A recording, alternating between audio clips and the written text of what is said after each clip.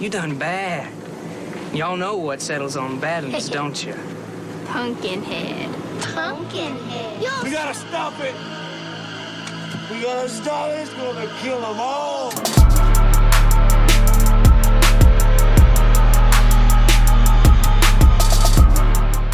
Okay, we are back. Jumping straight into the next one. Both of these are probably going to come out on the same day, which is hilarious. So, maybe not. Maybe like one after the... shut up. Anyway, Pumpkinhead. So as you can see, I still have this up from when I did Scream in relation to The Purge. And so just as a quick recap, I rated the first one as top tier, A tier, not S tier, A tier. Let's keep that in mind. I don't think it was an S tier movie. I just think it was really good. I think it set the bar really high. And then the rest of them are C and below. With Scream 3 being a not even worth. That's the first not even worth we have on the list. So let's jump into Pumpkinhead. So Pumpkinhead, here's the thing. I'm going to explain Pumpkinhead a bit because I feel like not enough people have seen this movie. And so Pumpkinhead is basically about revenge and vengeance. So let's say, and initially in this first one, what takes place is there's a man who lives in a town or like not even in a town. I'm terrible at this. There's a man who lives like out in the countryside, right? And then some city folk come in and they accidentally run over his boy on a motorbike, and so he gets really upset and he wants revenge. So he goes to see this witch who tells him, like, you can get revenge if you conjure up Pumpkinhead. And so she helps him do that. And so Pumpkinhead is basically this demon that goes out and enacts your revenge if you've been wronged or whatever. And so Pumpkinhead chases these teenagers for the dude's revenge, but then he's like, oh no, I don't want you to kill my friend, I don't want you to kill these people and shit. And so he's like fucking dumb because he calls up Pumpkinhead, but then changes his mind. It's a really interesting movie, in my opinion. Pumpkinhead, in my opinion, is the funniest, most interesting monster I've seen in a long time, just because Pumpkinhead as a demon doesn't talk. It's just all action, And at first I thought Pumpkinhead was gonna be kind of funny, kind of serious, and kind of like all about killing, but he's kind of funny. Pumpkinhead makes some little jokes here and there. If you pay attention, Pumpkinhead will do some funny, goofy shit. So I think, and I really like the first one. Personally, I like the first one so much that I'm gonna put it at will I put it at S tier? Holy shit. I'll put it at A tier. And I think it's better than Scream. Now this is huge. I think it's better than Scream. Why? Mainly because I like supernatural monster shit. And I think this movie took me off guard because I've never seen it. So it was very interesting to watch. I highly recommend the first Pumpkinhead because it seems the first one just does so much good shit. It's so good, in my opinion. But that's what I'm thinking with the first one. So Pumpkinhead 2.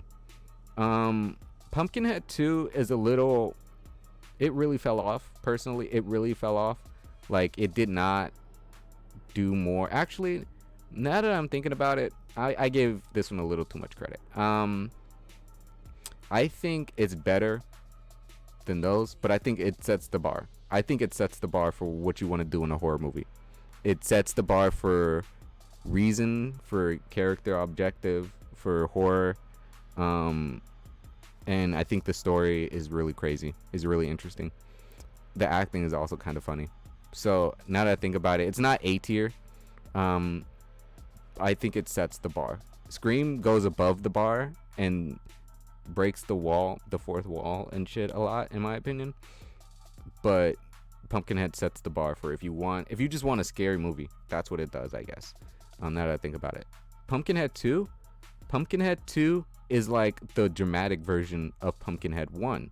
Because in Pumpkinhead 1, you see things that happen and you're like, wait, shouldn't there be a bigger reaction? Or shouldn't, like, there are moments where you're like, maybe they should fight, or instead of like just pushing the dude, maybe he should punch him. There are those moments in the first one that you question should happen, but then they happen in the second one. The second one to me feels like it's a remake of the first one, but with more drama and more action in it. Or more just more drama, not even action, just more drama. In this one, it's not exactly the same story. It's similar.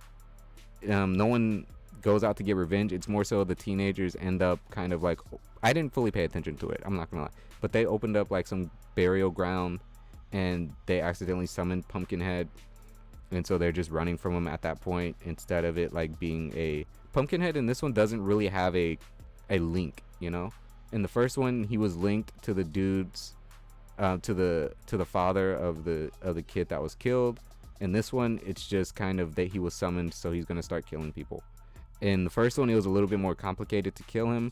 In this one, it seems fairly easy. So, in my opinion, this one, it was kind of okay. I think this one kind of really fell apart.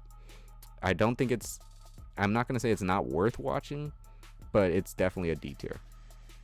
I think it fell out. I think it did not do. I think this is pretty much what you would expect the sequel to look like at this day and age, and why people say sequels don't do good. And I think it's because of this movie. It's movies like this one where it's like the first one does so good, and then the second one just doesn't even, it can't, it doesn't even live up to it. So that's where we're at with the second one. Finally, Pumpkinhead Ashes to Ashes, or Ashzu Ash. I could not find this one. Not gonna even I'm just gonna rip the band-aid off on that shit. Couldn't find it. I could not find a place to watch it for free, to be honest, and I didn't feel like renting it because I've already been renting movies. I already had to rent a couple of other movies at this point to watch. I think I rented one of the Pumpkinhead, the second one, and I didn't want to rent this one.